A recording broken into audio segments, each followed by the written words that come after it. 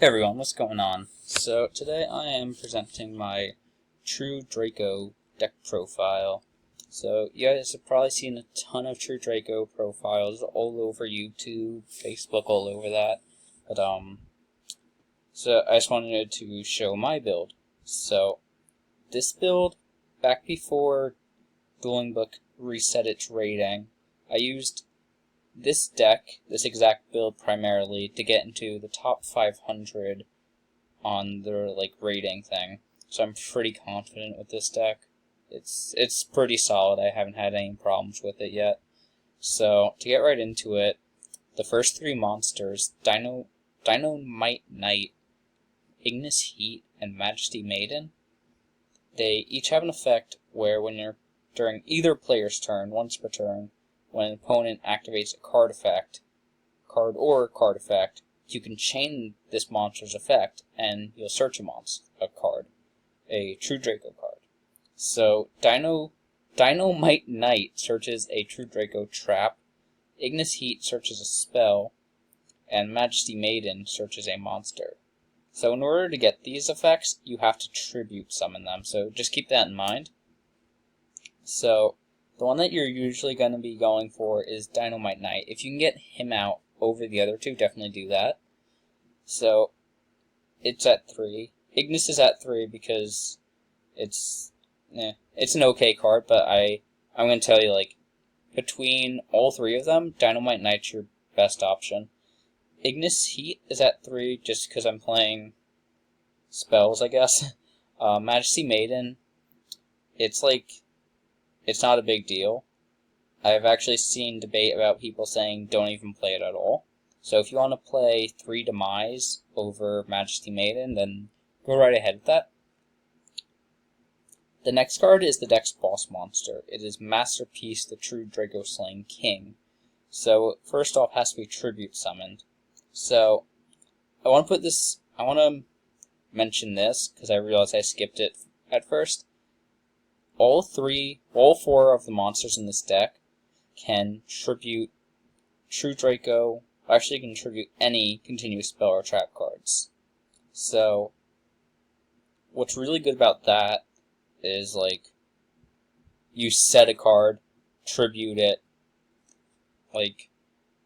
It prevents having to waste a normal summon and basically a whole turn trying to get these guys out. So anyway, Draco Slaying King, when he's tribute summoned, he's unaffected by the effects of types of cards he tributes. So say you set a spell and a trap and tribute them off, then King is not affected by spell or trap cards. Keep that in mind because it applies for both your spell and traps and your opponent's. So he's not going to gain the attack boost off of Diagram. And for people who don't know what Diagram is, I will get to that momentarily. So once per turn, he can take a continuous spell or trap from the grave, and he banish it in order to target one other card and destroy it. So this is during either player's turn, so as long as you have stuff in the grave, he's going to be a huge threat to your opponent.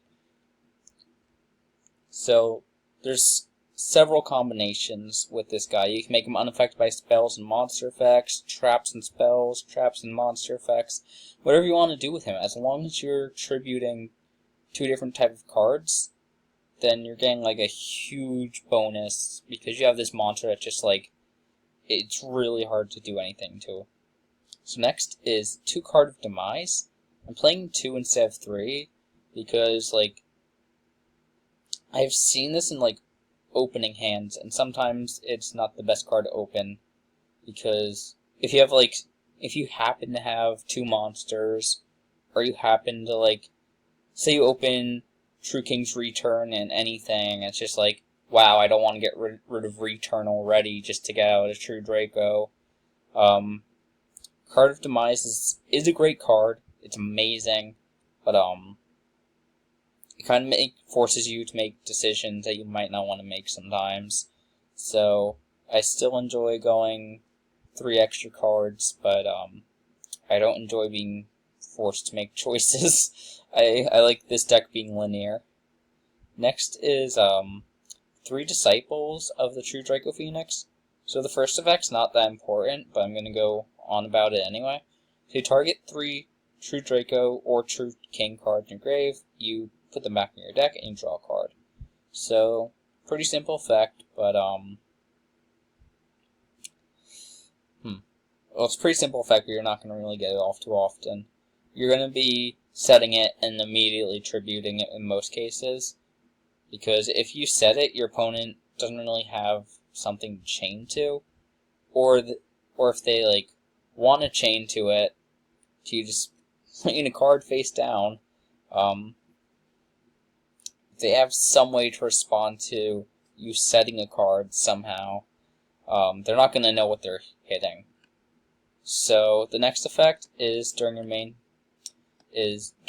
phase, you can immediately after this effect resolve, tribute summon 1 True King or True Draco, set it face up. So simple effect, but the thing with that is every True Draco already has that effect on them, so you're not going to be using that effect. And finally, the good effect with this, well, the best effect, is once it leaves the field, you take a spell trap and destroy it. So even if you tribute it, you're still getting that destruction. Draconic Diagram is the main card in this deck. It's giving all True Draco plus 300 attack and defense, and then the first time it's tributed to True Draco would be Shared Battle. It is not. And once per turn, the main effect that makes this card so good is once per turn, you can destroy one other card, either you control it or in your hand, and you take a True Draco card and put it in your hand. So that includes any of your monsters, these 6 traps, and these 3 spells. So you have a ton of targets. Paw of Desires, just because like so many 3-ofs are in this deck, so easy choice. 3 Duality, because you're never special summoning in this deck, so again, easy choice. 3 Terraforming, because Diagram is so good that you want to get it, like, even if later in the game you're just like drawing into a Terraformer and it's like, oh, I can't use this Terraforming now, but like, what matters is that you're getting Diagram as quick as possible. Next is Stormforth. A silly little combo I found is, if you flip Stormforth and either of these traps, which will let you tribute something during your opponent's turn, it's basically going to be like, flip Stormforth, now you tribute your opponent's monster in one of these traps, and then you, with these traps, when they leave the field, they're going to destroy a card, so you're getting 2 free destructions just because your opponent decided to play the game. Triple Dimensional Barrier, it doesn't affect this deck at all because I'm not playing an extra deck, and it just interrupts turns. It basically makes Zodiac pass their turn. 3 Solemn Strike, because 3 Solemn Strike. Also because this deck is back row heavy. Since I'm just playing 10 monsters, I have so much room to just spam my back row like crazy. Soul Mourning, again because I can spam back row in this deck. True Draco Apocalypse, so I've been talking about these traps, but not exactly talking about them. So, again, if this card leaves the field, you destroy 1 monster on the field. So you can't use these 2 effects in the same chain, I believe.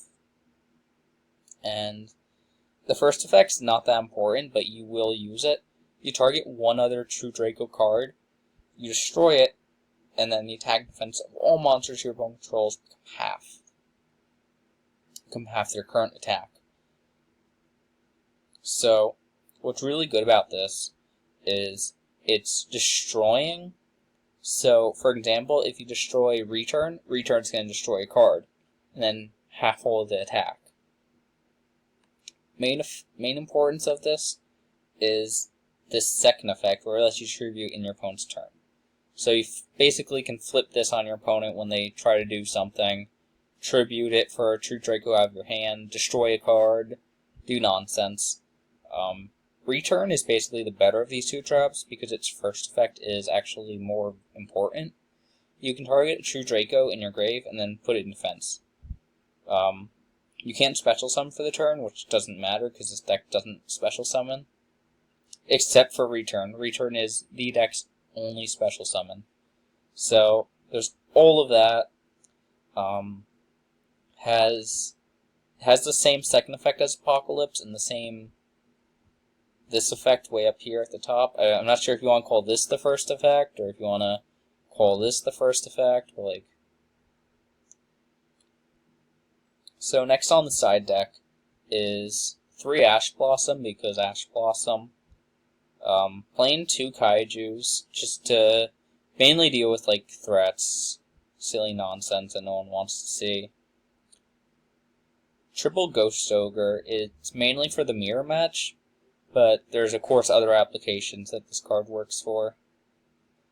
Double Vanity Fiend, again this deck does not special summon, so it's a half decent choice to go with, especially against Zodiac.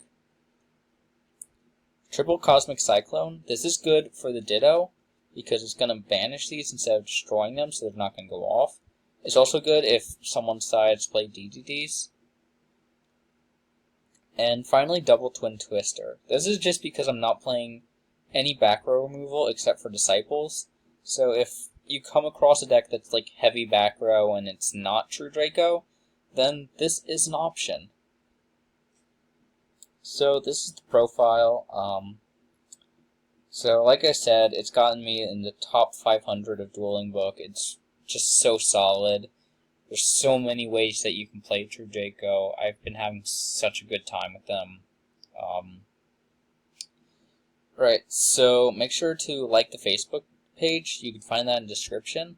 Like this video and make sure to subscribe to the channel.